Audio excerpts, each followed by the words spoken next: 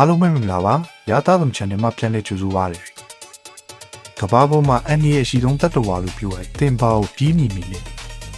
ချန်သိလားကြားလားဒါမှမဟုတ်အစိတ်ပြင်းတဲ့မွေးရလား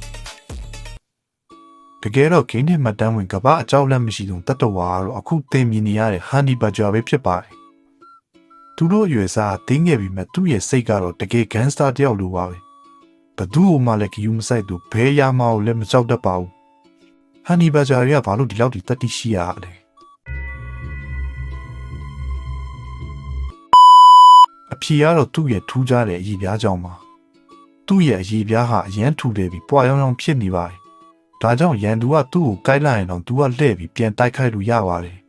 တန်ချောင်းတွေကိုတော့ကိုက်ဖြတ်နိုင်တဲ့သွားတွေနဲ့မြေကြီးကိုမြက်မြက်ဆန်ဆန်တူးနိုင်တဲ့တန်မားတဲ့လက်သေးတွေလည်းရှိပါတယ်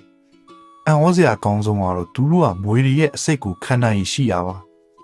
အာဖရိကမွေဝေးတိုက်ခံရရင်တော့ခဏပဲမိလေပြီးပြန်နူးလာရင်အိမ်မွေကိုပဲပြန်စားပစ်တတ်ကြပါတယ်နာမည်ကတော့ဟန်နီဘတ်ဂျာဆိုတဲ့အတိုင်းပြားရည်ကြိုက်တာပေါ့နော်ပြားကိုကြီးတော့လုံးဝိုင်းထိုးနေလေဂယူးမဆိုင်ပဲအေးစေးစားနေတတ်တာသူ့ရဲ့စတိုင်ပါပဲသူ့ရဲ့စားသားမှုပုံစံတွေးသမျှအကုန်စားကင်မီကောက်မွေးလိတ်နှက်ကနေစားပြီးတော့တစ်တီးဝလန်တွေဒီစားပါတယ်